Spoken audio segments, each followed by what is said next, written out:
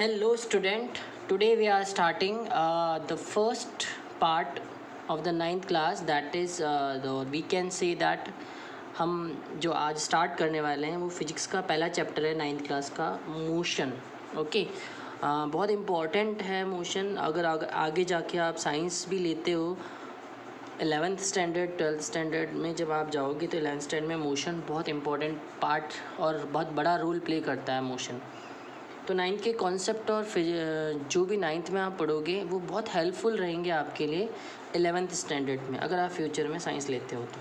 ठीक है, तो ये आपका एकेडमिक सेशन भी कवर करेगा, साथ में आपके NTSC ओलंपियाड एग्ज़ाम भी कवर करेगा, जो आज मैं आपको बताने वाला हूँ। मोशन चैप्टर, ठीक है। अगर आपको अच्छा लगे, पसंद आए तो चैनल को ज़रूर लाइक करना और सब्सक्राइब करना मत भूलना। ओके, मैं Naresh Kumar Chaudhary, okay, physics 9, 10th, 11, 12th science stream पढ़ाता हूँ यहाँ पे इस चैनल के ऊपर, और शेयर करना बिल्कुल ना भूलें। तो फर्स्ट टॉपिक है अपना motion. A body is set to be in motion. किसी भी बॉडी को मोशन में तब बोलेंगे जब वो अपनी पोजीशन चेंज करे विथ रेस्पेक्ट टू टाइम और ए रेफरेंस पॉइंट। तो क्या रेफरेंस पॉइंट का मतलब ये हुआ, मान लो ये पेन मैं रेफरेंस पॉइंट बना लेता हूँ, ओके, और ये कार बना लेता हूँ मैं। ये जो आपको ढक्कन दिख रहा है ये कार है। थोड़ी देर बाद क्या देखोगे कि ये ढक्कन यहाँ आ गया, ओके। तो इसने अपनी पोजीशन चेंज करी with respect to this reference point. तो मैंने रेफरेंस पॉइंट किसको माना था, इस पेन को, और मूविंग ऑब्जेक्ट कौन सा है, ये रेड कलर का कैप। ठीक है, तो इस तरह से हम कह सकते हैं कि कोई भी ऑब्जेक्ट, जैसे फॉर एग्जांपल दिस कैप, अपनी पोजीशन चेंज करता है विद रेस्पेक्ट टू किसी रेफरेंस पॉइंट या विद रेफरेंस टू टाइम के रेफरेंस में। ओके, तो हम कह सकते हैं बॉडी क्या है, मोशन में है। मोशन पढ़ने के बाद हमें कुछ बेसिक सी चीज़ें क्लियर करनी होगी, वो है वेक्टर क्वांटिटीज़, स्केलर क्वांटिटी, और जिसे हम कॉमनली कह सकते हैं फिजिकल क्वांटिटीज़। फिजिकल क्वांटिटी वो क्वांटिटी होती है जिसे आप मेज़र कर सकते हो, ठीक है, जिनका कुछ फिजिकल एग्जिस्टेंस होता है नेचर के अंदर, उन्हें हम फिजिकल क्वांटिटीज़ कहते हैं। Okay, the quantity which have a physical existence in nature. Okay, physical मतलब उनका कोई भौतिक स्वरूप होता है नेचर के अंदर, ओके, एंड और उन्हें आप क्या कर सकते हो, मेज़र कर सकते हो, उन्हें हम बोलते हैं फिजिकल क्वांटिटी। जैसे डिस्टेंस, स्पीड, टाइम, मास, इसके अलावा बहुत सारी फिजिकल क्वांटिटीज़ होती है, लेकिन अपन इतना ही देखेंगे अभी इसके बारे में।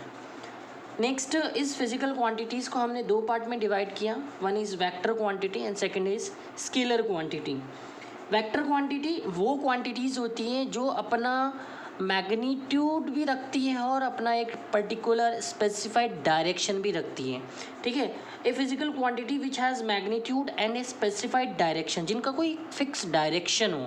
जैसे मैं आपको बोलूँ ए body is moving 50 kilometre per our, ठीक है, तो यहाँ पर जो ये मैंने बोला ना 50 किलोमीटर पर आवर, ये सिर्फ मैग्नीट्यूड बोला है मैंने। ठीक है, मैग्नीट्यूड मतलब कोई न्यूमेरिकल वैल्यू बोली मैंने, और मैग्नीट्यूड जनरली हम हमेशा ऑलवेज पॉजिटिव ही रखते हैं। मैग्नीट्यूड जब बात करें मैग्नीट्यूड की, तो मैग्नीट्यूड हमेशा हम पॉजिटिव ही कंसीडर करते हैं। तो मैं बोलता हूँ कि ये कार है जो 50 किलोमीटर पर आवर से मूव कर रही है, तो इसका मतलब ये हुआ कि ये जो 50 किलोमीटर पर आवर है ना, ये सिर्फ मैग्नीट्यूड की बात करी मैंने। लेकिन अगर मैं इसके साथ ये बात और जोड़ दूँ, a car is moving with 50 kilometre per hour in east direction, तो अब यहाँ मैंने डायरेक्शन भी मेंशन कर दिया है। अब पहले वाले केस में क्या हो रहा था कि car is moving 50 kilometre per our, इसका मतलब कार सिर्फ 50 किलोमीटर आवर से मूव कर रही है, ये पता नहीं कि वो ईस्ट में जा रही है, वेस्ट में जा रही है, साउथ में जा रही है, नॉर्थ में जा रही है, या एनी अदर डायरेक्शन में जा रही है, हमें ऐसा कुछ नहीं था। लेकिन जैसे ही मैंने उसके साथ उसका डायरेक्शन फिक्स कर दिया, तो वो क्या हो गई, उसकी वेक्टर क्वांटिटी होगी। तो वेक्टर क्वांटिटी में हमेशा डायरेक्शन फिक्स होता है। और किसी भी वेक्टर क्वांटिटी को हम अगर फिजिक्स में बात करें, तो फिजिक्स में हम किसी भी वेक्टर, जैसे फॉर एग्जांपल हम एक बात करें वेलोसिटी की, ठीक है, वेलोसिटी और स्पीड, ये दोनों एक ही मतलब निकलता है इन दोनों का, लेकिन दोनों में जो फ़र्क होता था ना, वो होता है वेक्टर का। ठीक है, वेलोसिटी एक वेक्टर क्वांटिटी है, स्पीड एक स्केलर क्वांटिटी, मतलब जिसका सिर्फ डायरेक्शन नहीं है, ओनली क्या है, मैग्नीट्यूड है। जैसे मैंने पहले वाले केस में बोला था 50 किलोमीटर पर आवर, तो वो उसकी स्पीड थी। लेकिन अगर मैं ये भी बोल दूँ साथ में 50 kilometre per hour in east direction, in north direction, in south direction, तब वो उसकी क्या हो गई, वेलोसिटी हो गई। तो जब भी वेलोसिटी की बात होगी तो वेलोसिटी में डायरेक्शन मेंशन होता है। तो हम स्पीड को, वेलोसिटी को वी और ऊपर ऐसे बार एरो लगाते हैं। तो ये जो रिप्रेजेंटेशन होता है ये वेक्टर का रिप्रेजेंटेशन। तो किसी भी सिंबल के ऊपर ऐसे एरो लगा होता है तो वो रिप्रेजेंट करता है कि जो गिवन क्वांटिटी है वो क्या है, वेक्टर क्वांटिटी है। स्पीड की बात करें तो स्पीड जो होती है उसे हम एस से ही रिप्रेजेंट करते हैं, लेकिन इसके ऊपर कोई ऐसे एरो नहीं लगाते, जिससे ये प्रूफ होता है और जिससे ये रिप्रेजेंट होता है कि ये वेक्टर क्वांटिटी नहीं है, ये क्या है, स्केलर क्वांटिटी है। अब बहुत इंपॉर्टेंट है फिजिक्स में वेक्टर और स्केलर क्वांटिटी, एग्जाम में क्वेश्चन भी आते हैं, तो आपको याद होना चाहिए स्केलर क्वांटिटी क्या होती है और वेक्टर क्वांटिटी क्या होती है। सिर्फ याद क्या रखना है, वेक्टर में डायरेक्शन भी होता है, स्केलर में डायरेक्शन नहीं होता है, सिर्फ मैग्नीट्यूड होता है। मैग्नीट्यूड समझते हो ना, कोई भी पॉजिटिव न्यूमेरिकल वैल्यू की बात करी जाती है। डिस्टेंस है, मैं बोलूँ डिस्टेंस 50 किलोमीटर है, ठीक है, तो अब ये मैग्नीट्यूड है, 50 किलोमीटर की बात कर रहा हूँ मैं। अब मैं डिस्टेंस 50 किलोमीटर इन ईस्ट, ठीक है, 50 किलोमीटर आपको जाना है ईस्ट में, तो मैंने अब यहाँ बोल दिया कि 50 किलोमीटर ईस्ट, मतलब ये एक वेक्टर क्वांटिटी होगी, मैंने डायरेक्शन भी क्या कर दिया, स्पेसिफाइड कर दिया। तो यहाँ पे वेलोसिटी स्केलर है, उसके वेलोसिटी वेक्टर है और उसके रेस्पेक्ट में स्पीड क्या है, स्केलर है। डिस्प्लेसमेंट वेक्टर है, डिस्प्लेसमेंट भी एक तरह से डिस्टेंस ही होता है, और डिस्टेंस क्या है यहाँ पे, वेक्टर है। फोर्स, एक्सेलरेशन, मोमेंटम, ये सब चीज़ें पढ़ने वाले हैं अपन, धीरे धीरे करके पढ़ेंगे, एक ही दिन में सब नहीं हो सकता। वर्क, पावर, करंट, ये सारी क्या है बेटा, स्केलर और वेक्टर क्वांटिटीज़ की कुछ एग्जाम्पल है, लेकिन आपको डिफरेंस पता होना चाहिए स्केलर और वेक्टर क्वांटिटी क्या होती है। नेक्स्ट बात करते हैं हम डिस्टेंस और डिस्प्लेसमेंट की। होता है क्या डिस्टेंस और डिस्प्लेसमेंट, तो वेक्टर और स्केलर सबको क्लियर हो गया अच्छी तरह से। अब डिस्टेंस और डिस्प्लेसमेंट की बात करते हैं। तो डिस्टेंस तो कैसी क्वांटिटी है, स्केलर क्वांटिटी है, और डिस्प्लेसमेंट कैसी क्वांटिटी है, वेक्टर क्वांटिटी। मतलब डिस्प्लेसमेंट में कोई ना कोई पर्टिकुलर डायरेक्शन होएगा, डिस्टेंस में कोई डायरेक्शन नहीं होएगा। मैग्नीट्यूड तो दोनों में ही होता है, ठीक है, चाहे आप वेक्टर क्वांटिटी की बात करो चाहे स्केलर क्वांटिटी की बात करो। लेकिन वेक्टर क्वांटिटी में एक चीज़ और एडिशन करना पड़ता है, किसका, डायरेक्शन का, ठीक है। तो एग्जाम्पल डेफिनेशन पढ़ लेते हैं। It is a actual path और a total length covered by a moving object from one point to another point. जैसे एग्जाम्पल देखो आप, ये कोई ऑब्जेक्ट ओ है, ठीक है, ये ए से स्टार्ट हुआ 1 पॉइंट, ऐसे करके ऐसे करके ऐसे करके कैसे भी किसी भी पाथ ऑफ लाइन में चलते हुए ये ओ पे, ये ऑब्जेक्ट ओ बी पे पहुंच गया। तो ये जो इसने टोटल डिस्टेंस कवर करी ना ए से लेके बी तक, ये एक्चुअल डिस्टेंस है इसकी, ठीक, okay. It is always positive, ठीक है, डिस्टेंस हमेशा क्या होती है, पॉजिटिव क्वांटिटी होती है, ये कभी नेगेटिव नहीं होगी। हम कभी नहीं बोलेंगे -50 किलोमीटर, ठीक है, ये सिर्फ क्या होती है, पॉजिटिव होती है। डिस्टेंस कांट बी नेगेटिव, हम कभी नेगेटिव नहीं बोल सकते डिस्टेंस को। ये बहुत इंपॉर्टेंट पॉइंट है, very important point this is. It has only magnitude but no specified direction, इसका कोई स्पेसिफाइड डायरेक्शन नहीं होता है। तो एक तो ये डिस्टेंस और डिस्प्लेसमेंट में डेफिनेशन हो गया, एक पॉइंट ये पॉजिटिव वाला हो गया, और एक तीसरा पॉइंट कौन सा हो गया, magnitude but no specified direction का हो गया। तो अब ये टोटल डिस्टेंस है ना ए से बी के बीच में, इसे हम बोलेंगे, देखो ए से बी के बीच में ऐसे करके इस पाथ को फॉलो करते हुए, तो ये जो टोटल पाथ की लेंथ जो होगी ना, ये डिस्टेंस होगी। अब बात करते हैं डिस्प्लेसमेंट की, किसकी बात करते हैं, displacement. It is the shortest, important, लिखना मत भूलना एग्ज़ाम के अंदर, ये लिखना बहुत ज़रूरी होता है। इट इज़ द शॉर्टेस्ट और स्ट्रेट लाइन पाथ, ठीक है। पहली बात तो देखो, डिस्टेंस में ऐसा कोई ज़रूरी नहीं है कि वो शॉर्टेस्ट हो या वो स्ट्रेट लाइन हो, लेकिन डिस्प्लेसमेंट में ये मस्ट है, क्या है, मस्ट कंडीशन है कि डिस्प्लेसमेंट हमेशा शॉर्टेस्ट पाथ होना चाहिए 2 पॉइंट के बीच का, ठीक है, और स्ट्रेट लाइन होना चाहिए, उसको भी आप टेढ़ा मेढ़ा नहीं रख सकते। This is the most primary condition for measuring the displacement, okay. So path between initial and final position of the object in a specified direction. तो डिस्प्लेसमेंट क्योंकि एक वेक्टर क्वांटिटी है, तो डायरेक्शन तो यहाँ मेंशन करना बहुत ज़रूरी है, ठीक है। दूसरा शॉर्टेस्ट पाथ है, तीसरा स्ट्रेट लाइन ही होना चाहिए, ये 3 बातें। और चौथा बात करें हम तो इनिशियल और फाइनल पोजीशन यहाँ मायने रखती है। Okay, means there is a importance of the initial and final position. Distance में इनिशियल फाइनल पोजीशन से कोई लेना देना नहीं है, नहीं, वन पॉइंट और अनदर पॉइंट है लेना देना, लेकिन यहाँ इनिशियल फाइनल का ऐसा कोई रोल नहीं होता है। यहाँ होता है कि इनिशियल पॉइंट और फाइनल पॉइंट के बीच में शॉर्टेस्ट डिस्टेंस कितनी है। ओके, जैसे अगर हम यहाँ इन दोनों के बीच में इनिशियल पॉइंट ए मान ले और फाइनल पॉइंट बी मान ले, डिस्टेंस का केस बता रहा हूँ, तो अगर इसके बीच में मुझे डिस्प्लेसमेंट मेजर करना होता है, मेरे लिए क्या होता, ये शॉर्टेस्ट पाथ होता। ठीक है, ये वाला जो पाथ होता ना, ये शॉर्टेस्ट पाथ होता। अब देखो, एक तो इसको मेजर करो तो ये ऑब्वियसली ज़्यादा ही आएगी और ये शॉर्ट होगा इसके रेस्पेक्ट में, नीचे वाले के रेस्पेक्ट में। दूसरा स्ट्रेट लाइन भी है ये। तीसरा, ये फाइनल और इनिशियल पोजीशन के बीच की डिस्टेंस। तो ऊपर वाले केस में ए से बी अगर मैं स्ट्रेट लाइन खींच दूँ ऐसे, तो ये डिस्प्लेसमेंट हो जाता है, लेकिन यहाँ से ऐसे करके यूँ जाता हूँ तो ये क्या हो जाती है, डिस्टेंस हो जाती है। ये एक डिफरेंस क्लियर होना चाहिए आपके। Okay, it is positive, negative और कैन बी ज़ीरो। ये पॉजिटिव भी हो सकती है, नेगेटिव भी हो सकती है और ज़ीरो भी हो सकती है। अभी हम एग्जाम्पल डिस्कस करेंगे एक एक करके। पॉजिटिव किन केसेस में होती है, नेगेटिव किन केसेस में होती है और ज़ीरो किन केसेस में होती है। It has both magnitude and direction. अब ऑब्वियसली बात है भाई, वेक्टर क्वांटिटी तो डायरेक्शन और मैग्नीट्यूड तो होगा ही होगा। यहाँ मैंने कुछ एग्जाम्पल दिए हैं, देखो आप फिगर को। जैसे फॉर एग्जांपल, कोई ऑब्जेक्ट ए से चला, बी पहुँचा, बी से सी पे पहुँचा, सी से डी पे पहुँचा, डी से ई पे पहुँचा और फाइनली एफ पॉइंट पे पहुँच गया ऑब्जेक्ट ओ। ठीक है, तो अब मेरे को इसके बीच में डिस्प्लेसमेंट अगर कैलकुलेट करना है तो यहाँ से लेके ये डिस्टेंस, ठीक है, ये शॉर्टेस्ट पॉइंट। यहाँ इंपॉर्टेंट पॉइंट्स तो बहुत सारे हैं, A B C D E F तक पॉइंट है, लेकिन मैं फाइनल और इनिशियल के बारे में ही सोचूंगा। तो फाइनल और इनिशियल को कनेक्ट करना बहुत ज़रूरी होता है। किस केस के अंदर, डिस्प्लेसमेंट के अंदर।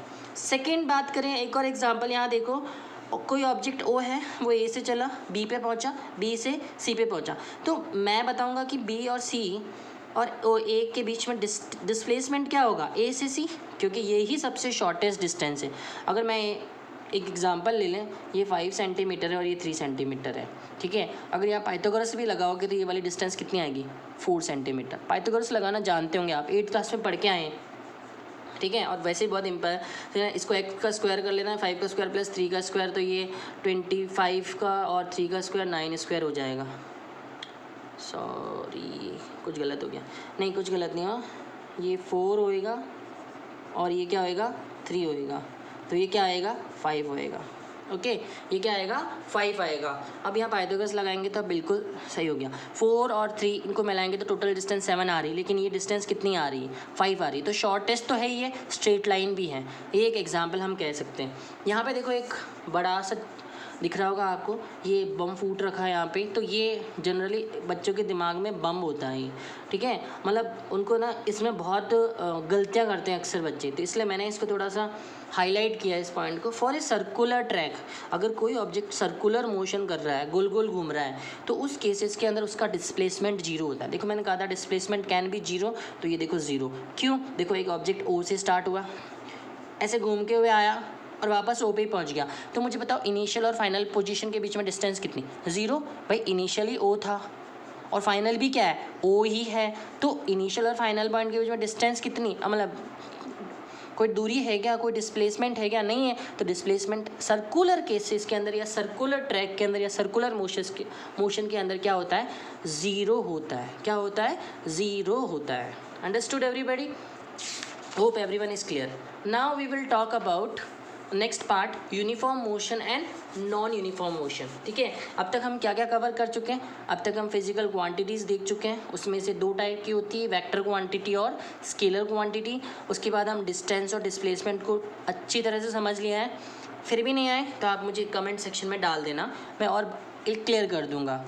Uniform motion and non uniform motion, होता क्या है यूनिफॉर्म मोशन और non uniform motion. A body is said to be uniform motion. देखो यूनिफॉर्म का मतलब होता है कि बहुत टाइम तक किसी चीज़ को कांस्टेंट बनाए रखना, उसे हम क्या बोलते हैं, uniform motion. A body is said to be uniform motion when if it travel equal distance in equal interval of time। देखो थोड़ा समझ में नहीं आएगा, मैं समझाता हूँ। जैसे फॉर एग्जांपल बात करूँ मैं, ठीक है, ये ए और बी, मैं बोलता हूँ यहाँ टाइम मेंशन कर देता हूँ मैं, यहाँ t is equals to 1 second है, यहाँ t is equals to 2 second है, यहाँ t is equals to 3 second है, t मतलब टाइम, ओके। यहाँ t is equals to 4 second है। यहाँ मैं डिस्टेंस भी मेज़र कर देता हूँ, ये 5 मीटर है, ये भी 5 मीटर है, ये भी 5 मीटर है और ये भी 5 मीटर है, ठीक है। अगर मैं बोलूँ एक ऑब्जेक्ट है 5 मीटर पर सेकेंड के साथ स्पीड से चल रहा है, तो सीधी सी बात है यहाँ ये 0 था, ठीक है, तो 0 से 5 मीटर 1 सेकेंड में कवर किया, फिर 1 से 2 मतलब 2 - 1 अगेन 1 सेकेंड में डिस्टेंस कितनी करी 5 मीटर, ओके। देन 2 से 3 मतलब 3 - 2 अगेन 1 आया, तो 1 सेकेंड के अंदर कितनी डिस्टेंस करी 5 मीटर, अगेन 3 to 4 गया, तो 4 - 3 करोगे तो 1 आएगा, ठीक है भाई। फाइनल माइनस इनिशियल करेंगे ना अगर हमें टाइम निकालना है, तो यही होएगा 4 - 3 तो कितना आएगा 1, तो 1 सेकेंड में अगेन कितनी डिस्टेंस कवर करी 1, तो मतलब इक्वल इंटरवल ऑफ टाइम कितना है 1 सेकेंड का, कवर इक्वल डिस्टेंस कितनी है 5 मीटर। इसका मतलब ये हुआ यूनिफॉर्म मोशन। ये क्या हुआ uniform motion. Distance time graph for a uniform motion important, बहुत ग्राफ तो बहुत इंपॉर्टेंट है। इस चैप्टर के अंदर बहुत सारे ग्राफ आप एनकाउंटर होने वाले उस चैप्टर के अंदर, सब पॉइंट्स क्लियर होने चाहिए। तो distance time graph for uniform motion is straight line. Distance time graph जो होता है यूनिफॉर्म मोशन के लिए वो क्या होता है स्ट्रेट लाइन। अब यार सीधी सी बात है, जैसे मान लो मैं इस ग्राफ में, ये जो ग्राफ है ऐसे बनाया, देखो स्ट्रेट लाइन। ग्राफ को कैसे रीड करते हैं मैं बताता हूँ, आपको सिखा रहा हूँ मैं। ग्राफ कैसे समझना है आपको, ठीक है। ग्राफ ऐसे बनाया जाता है, 0 मैंने ये जो हॉरिजेंटल एक्सिस है इसे मैं टाइम मान लेता हूँ, और ये जो वर्टिकल एक्सिस है इसे मैं डिस्टेंस मान लेता हूँ, ठीक है। ज़रूरी नहीं है बेटा, आप डिस्टेंस भी मान सकते हो, डिस्प्लेसमेंट भी मान सकते हो, आपके ऊपर है। क्योंकि अभी हम यहाँ कोई वेक्टर स्केलर की चर्चा नहीं कर रहे हैं, अभी हम सिर्फ यूनिफॉर्म मोशन को समझ रहे हैं, ठीक है। तो यूनिफॉर्म मोशंस किसी भी रेस्पेक्ट में हो सकता है, उसमें यहाँ स्केलर वेक्टर का कोई यहाँ वो लफड़ा नहीं है। तो अब जैसे मान लो वही वाला एग्जांपल कंसीडर करता, 0 यहाँ मैं 1 सेकेंड बोलता हूँ, यहाँ मैं 2 सेकेंड बोलता हूँ, यहाँ मैं 3 सेकेंड बोलता हूँ, यहाँ मैं 4 सेकेंड बोलता हूँ, ठीक है। टाइम इस एक्सेस के ऊपर जैसे जैसे आगे बढ़ रहे हो टाइम क्या हो रहा है इंक्रीज़ हो रहा है। अब मैं इसकी बात करूँ तो यहाँ देखो ये जो है ये 5 मीटर है, ठीक है। इस पॉइंट को अगर मैं मिलाऊँ तो यहाँ आया 1 सेकेंड में कितनी 5 मीटर, तो दूसरा भी मुझे यहाँ ही मिलना चाहिए, ये पॉइंट यहाँ पे भी कितनी आनी चाहिए 10, ठीक है। और तीसरा अगर मैं इस ग्राफ को यहाँ खींचूँ, ठीक है, तो मुझे यहाँ मिलना चाहिए कितना 15। और अगर मैं इन तीनों पॉइंट्स को मिला दूँ एक स्ट्रेट लाइन से, तो तीनों पॉइंट कैसे आ रहे हैं एक ही स्ट्रेट लाइन में आ रहे हैं। अब अगर आप डिस्टेंस देखो 0 से 1 में 5 मीटर, ठीक है, और 1 से 2 में तो 2 - 1 सेकेंड का डिफरेंस है। लेकिन डिस्टेंस देखो, क्योंकि हम सिर्फ ये वाली डिस्टेंस देख रहे हैं ना, यहाँ से लेके यहाँ तक की सिर्फ ये देख रहे हैं, तो इसमें आप डिस्टेंस देखो 10 - 5 अगेन कितनी आई 5 आई। अब 2 से 3 देखो, तो 2 से 3 सिर्फ ये देखोगे आप, ठीक है, यहाँ से यहाँ तक की इतना सा चीज़ देखोगे, तो 2 से 3 तो 3 - 1 अगेन 1 सेकेंड का डिफरेंस है। और डिस्प्लेसमेंट देखो 15 - 10 या डिस्टेंस देखो 15 तो अगेन कितने हैं 5। तो ऑब्वियसली ऐसे ग्राफ जो होंगे जो यूनिफॉर्म मोशन करेंगे उनके अंदर क्या आएगा बॉडी का ग्राफ जो होएगा, किसी भी ऑब्जेक्ट का ग्राफ जो होएगा वो स्ट्रेट लाइन आएगा। वेरी इंपॉर्टेंट, अच्छी तरह से समझ लेना क्यों स्ट्रेट लाइन आता है, समझ में आ गया सबको, ठीक है। Next point, in uniform motion A object must be moving with constant. कोई भी object uniform motion only and only तब कर सकता है जब वो किसी कांस्टेंट स्पीड से चल रहे हो, ठीक है। जैसे एक car is moving on the highway without any traffic with A speed of 50 kilometre per our, तो मतलब हर 1 घंटे में वो कार 50 किलोमीटर कवर करेगी। अगर वो कार ट्रैफिक में हो तो वो सेम स्पीड से नहीं चल सकती, तो हम बोलेंगे कि वो कार ने यूनिफॉर्म मोशन नहीं किया है। तो कौन सा मोशन होएगा नॉन यूनिफॉर्म मोशन, उसी को आप समझते हैं यहाँ पर एक एक करके, ठीक है। तो नॉन यूनिफॉर्म मोशन की बात करें तो a body is said to be non uniform motion if it travels unequal distance, okay, in equal interval of time. देखो यहाँ 2 चीज़ें करूँगा मैं आप डिस्कस, ठीक है। एक तो डिस्टेंस अनइक्वल होनी चाहिए लेकिन टाइम इक्वल होना चाहिए, ठीक है। दोनों को अनइक्वल नहीं कर सकते, दोनों करेंगे तो भी नॉन यूनिफॉर्म ही होएगा, लेकिन समझने के लिए एक चीज़ को इक्वल रखो आप। ऑफ टाइम या फिर equal distance in unequal interval of time. ठीक है, अब इसी चीज़ को मैं ऐसे समझाता हूँ, आपको ऐसे देखना है इसी चीज़ को। ठीक है, इधर देखो, जैसे फॉर एग्जांपल एक बॉडी है, मैं टाइम इक्वल कर देता हूँ। ठीक है, t is equals to 1 second, t is equals to 2 second, यहाँ टाइम लिया है और यहाँ मैंने क्या लिया, डिस्टेंस ली। मतलब ये जो एक्सिस है ना, ये वाली, देखो दो ग्राफ को जब भी हम ड्रॉ करते हैं तो दो चीज़ों के बीच में ड्रॉ होता है, तो यहाँ डिस्टेंस और टाइम ले रहा हूँ मैं। ठीक है, तो डिस्टेंस और टाइम, तो एक को आपको हॉरिजॉन्टल पे रखना है और एक को किस पे रखना है, वर्टिकल पे रखना है। ये हॉरिजॉन्टल टाइम हो गया, ये वर्टिकल डिस्टेंस हो गए। ठीक है, ये 3 सेकेंड हो गया। मैं बोलता हूँ एक ऑब्जेक्ट पहले 1 सेकेंड में 5 मीटर डिस्टेंस कवर करता है। ठीक है, पहले 1 सेकेंड में वो 5 मीटर डिस्टेंस करता है, तो मैं यहाँ पॉइंट ड्रॉ कर दूँ। ग्राफ बना के आए हो यार आप 8th स्टैंडर्ड के, इतना तो जानते होंगे ना आप। ठीक है, ये ग्राफ यहाँ 8 पॉइंट आ गया। ठीक है, अब आगे देखो, अगले 1 सेकेंड में वो बहुत धीरे हो गया या कहीं रुक गया थोड़ी देर के लिए, सोचा उसने चल यार रेस्ट कर लेता हूँ मैं, तो रुक गया वहाँ पे। तो अगले एक सेकेंड में वो कहाँ पहुँचा, अगले 1 सेकेंड में वो मतलब 2 सेकेंड में वो यहाँ 10 था।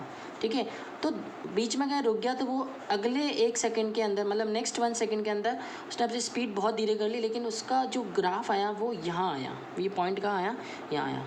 ठीक है, कहाँ आया, यहाँ आया।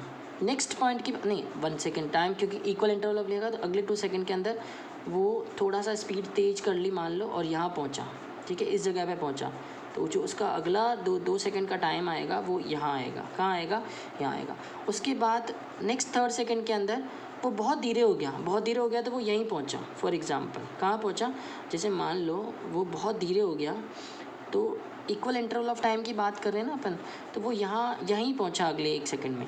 तो अगर हम इनके पॉइंट्स को मिलाएंगे तो ये पॉइंट्स मतलब डिस्टेंस इसने ना यहाँ कवर करी, ये 1 सेकेंड के अंदर ये यहाँ पहुँचा सिर्फ।